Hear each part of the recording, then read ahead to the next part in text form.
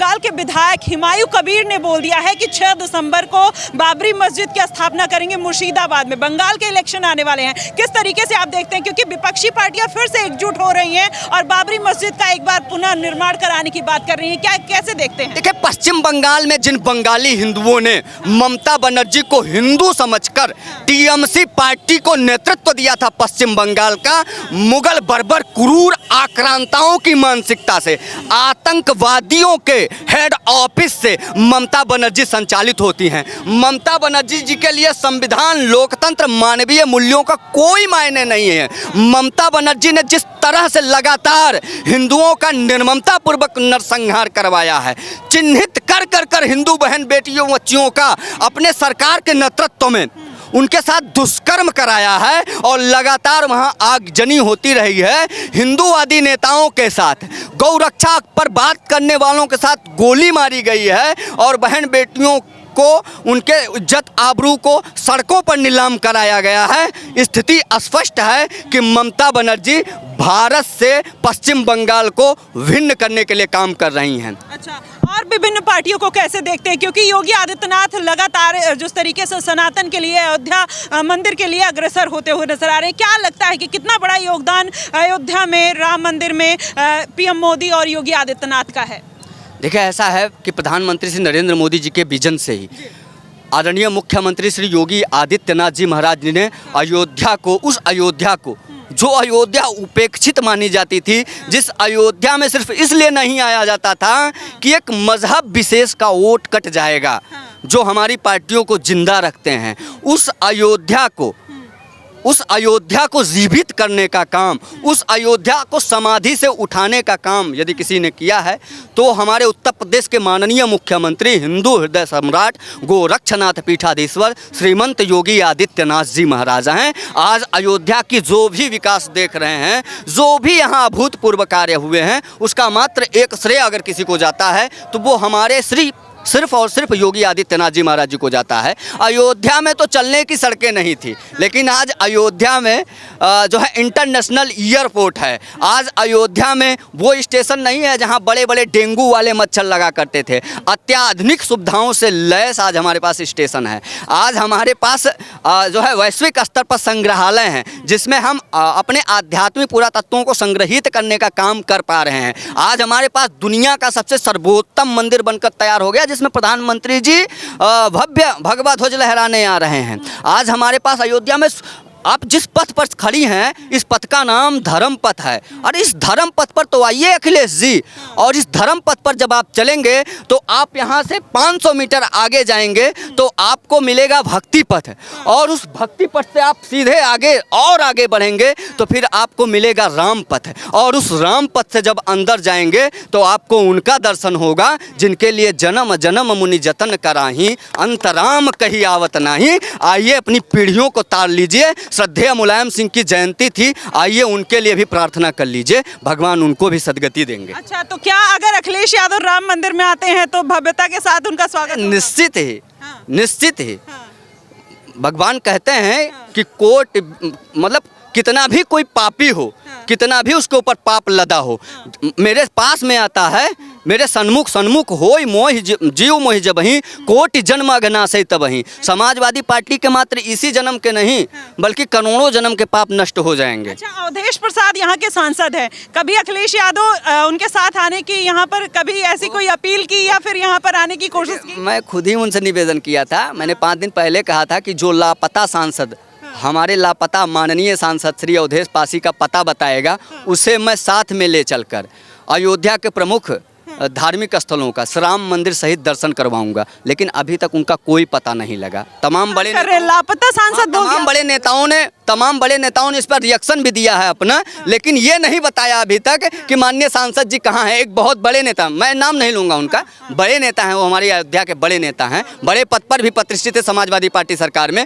उन्होंने कहा कि फेसबुक पे जाके देख लीजिए, बताइए हमारी अयोध्या ने गलती से उस सांसद को चुन लिया है जो धरातल पर नहीं मिलता है, फेसबुक पे मिलता है। अच्छा। फेसबुक पे मिलता है। वो Facebook पे मिले आप? लेकिन मैं उनको निवेदन करता हूं कि आप वो टास्क हार गए हैं, जिस चैलेंजिंग टास्क को मैंने दिया था आपको वो हार गए हैं। प्लीज कोई दूसरा है और मुझे बताए कि हमारी अयोध्या के माननीय मनोनीत पहले ऐसे सांसद हैं जो इतने वयोवृद्ध हैं कि मतलब ये पहले सबसे बूढ़े सांसद हैं जो लोकसभा से चुन के गए हैं, जिसको समाजवादी पार्टी के मुखिया श्रीमान अखिलेश यादव साहब ने कहा था कि ये संविधान रक्षक सेनानी है, वो गायब चल रहे हैं। जो उनका पता बताएगा। मतलब अयोध्या की व्यवस्था उन्होंने कुछ नहीं देखी। आप देखिए ना, जब दीपावली था तो बेगाने की शादी में अब्दुल्ला दीवाना गए, उद्धव ठाकरे का बेड़ा गर्क करके चले आए महाराष्ट्र में।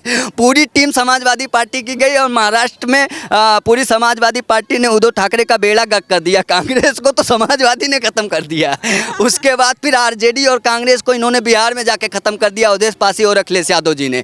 लेकिन वहाँ दीपोत्सव था जब ये महाराष्ट्र में चुनाव कर रहे थे। उसके बाद आरजेडी और कांग्रेस को ये बिहार में जिता रहे थे, तब यहाँ केसरिया और भगवा ध्वज लहरा रहा है। तब भी ये गायब थे, अब भी ये गायब हैं। ये जहाँ जाते हैं बेड़ा गर्क कर देते हैं। शायद ये इन्हीं की मंशा है कि मैं ना ही रहूँ तो ठीक है। बार बार सर ये कहा जाता है गुरुजी की लगातार भारतीय जनता पार्टी है, ये योगी आदित्यनाथ हैं, मोदी हैं, वो लगातार कहीं ना कहीं धर्म के नाम पर भड़काने की कोशिश करते हैं। क्या आपको लगता है कि वाकई में भड़काया जा रहा है? जितना सामाजिक समन्वय की स्थापना, सामाजिक सौहार्द की स्थापना हमारे आदरणीय प्रधानमंत्री जी ने किया है, हमारे मुख्यमंत्री आदित्यनाथ योगी जी महाराज जी ने किया है, अभी तक किसी ने नहीं किया। अभूतपूर्व है कि साइकिल टूट जा रही है महाराज जब राशन लेने जाते हैं लोग। पाँच लोग, वो जो रिंग होती है ना, रिंग टूट जाती है, पैंडल टूट जा रही है। हाँ, पाँच लोग राशन लेने जाते हैं बैठकर। एक चच्चा, चार चच्ची, उनके 40 बच्चों को राशन देकर और जिलाने का काम यदि कोई कर रहा है और किसी का इतना विराट हृदय है कि वो सबको समेट ले रहा है, तो वो हमारे उत्तर प्रदेश के सिर्फ मुख्यमंत्री जी हैं और वो नेतृत्व उनको देने वाला मोदी जी हैं। तो बार बार तो यही कहा जा रहा है कि धर्म के नाम पर कहीं ना कहीं बरगलाया जा रहा है। अभी जैसे मदरसे में, स्कूल में वंदे मातरम का एक ऐलान किया है, योगी जी ने फरमान जारी किया है, उसको कैसे देखते हैं? वो भी फिर धार्मिक चश्मे के तौर पर देखा जा रहा है। ये तो राष्ट्र धर्म है ना, ये तो राष्ट्र धर्म है ना। आप किसी भी मत मतांतर पंथ समुदाय के हों, आपको भारत माता की जय, वंदे मातरम बोलने में क्या हर्ज है? और इसका विरोध राजनीतिक दलें खुलकर करने लगी हैं। इसका मतलब आपकी मंशा क्या है? आप सोचिए, भारत में संविधान और लोकतंत्र इनके लिए मूल्य और मायने नहीं रखता है। इनके लिए शरीयत कानून और उस पद पर प्रतिष्ठित हो जाना जिस पद से ये वंचित कर दिए गए हैं साहब। अब वो गढ़ रहा है इनको, उस पद को प्राप्त करने के लिए किसी भी हद तक, किसी भी स्तर तक जा सकते हैं। आप अयोध्या जीत गए, आप अयोध्या जीत गए, आप उन सीटों पर चुनाव जीत गए जो परिकल्पना से परे था, जो आप भी नहीं सोचे होंगे। उसके बाद भी आपका क्या कहते हैं कि बिहार में चुनाव पारदर्शिता के साथ नहीं हुई है। SIR और EC इलेक्शन कमीशन ने हमको हराया है। ABM बेवफा हो गई है। और भाजपा ने पैसे बांटे हैं 10-10 हज़ार हैं। और आप क्या कर रहे थे? आप क्या कर रहे थे? खटाखट पैसे आएंगे, खटाखट पैसे आएंगे, तब नहीं कुछ हुआ था। तब क्या लग रहा है कि मतलब खटाखट पैसे नहीं आएंगे? खटाखट पैसे उन्होंने बांटे थे, तब भी वो हार गए। अब भाजपा को ये आरोप लगाते हैं, भाजपा के ऊपर एलिगेशन तय करते हैं। भैया पहले आप अपना तो माइंड सेट बनाओ ना। इनका पूरा ध्येय, पूरा उद्देश्य किसी मत मतांतर मजहब के लिए काम नहीं कर रहे हैं। वास्तव में जो प्रधानमंत्री जी कहते हैं, जो मुख्यमंत्री जी कहते हैं, ये सिर्फ अपने परिवार के डेवलपमेंट के लिए काम करते। PDA बना लिए इन्होंने, पाप दरिंदगी अपराध, पाप दरिंदगी अपराध, PDA। उसी के अंतर्गत ये काम कर रहे हैं लगातार। अरे मेरा बस नहीं चलता, मैं किसी संवैधानिक पद पे नहीं हूँ, नहीं तो इन तमाम बड़े बड़े नेताओं को इनामिया बदमाश घोषित कर देता। अच्छा, आपने अपराध की बात की, आपको क्या लगता है योगी शासन में अपराध पर किसी भी तरीके की पाबंदी लगी? उत्तर प्रदेश अपराध मुक्त है। अपराध मुक्त होना अर्थात कि देखिए, अपराध की मंशा से यदि आप काम कर रहे हैं ना, तो आप लटका दिए जाएंगे। आप लटका दिए जाएंगे, जैसे झोला लटका दिया जाता है ना, वैसे लटका दिए जाएंगे। योगी जी ने कहा था ना कि इस चौराहे से अपराध करके भागोगे तो इतना CCTV कैमरा लगा है, उसी चौराहे पर ढेर हो जाओगे, अगले वाले चौराहे पर। हाँ, 3D HD कैमरे के साथ में आपको देखा जाएगा। आप व्यवस्था सख्त, अतीक और मुख्तार नहीं बच पाए हैं। ये गाड़ी पर नहीं बैठते थे, गाड़ी के बोनट पे बैठते थे। जब वो नहीं बच पाए तो आप कौन से अपराधी हो भाई? अपराध मुक्त है उत्तर प्रदेश। अब यहाँ दंगे नहीं होते हैं। हैं। अब यहाँ भजन कीर्तन होता है, राम जी की धुन सुनाई देती है, जय जय श्री राम के उद्घोष सुनाई देते हैं। भारत माता के जय जयकार के लिए मैं मानता हूँ कि पूरा देश काम करा, वो किसी भी मतांतर मजहब का हो। बाकी जो उन्मादी तो हैं ही कुछ, उनको सुधारने के लिए काम किया जा रहा है। और जितनी तत्परता के साथ हमारे उत्तर प्रदेश की प्रशासन काम कर रही है ना, तमाम संस्थाएं काम कर रही हैं ना, ये सारे लोग बहुत जल्दी चिन्हित कर लिए जाएंगे। इनको काला टीका लगा दिया गया है, नज़र ना लगे इनको, इसलिए काला टीका लगा दिया गया है, चिन्हित कर लिया गया। बहुत साधुवाद, आप अयोध्या आई हैं और अयोध्या के चाक चौबंद, और सबसे बड़ी बात कि आप सभी पत्रकार ये जो गलियों में घूम घूम कर दिखा रहे, इतना मेहनत करें, आप सभी की भूरी भूरी प्रशंसा की जानी चाहिए। और उस संघर्ष के आप लोग भी साथी हैं जिसको हमारी पीढ़ियों ने 500 वर्षों तक लड़ा है। आभार आपको अयोध्या आई।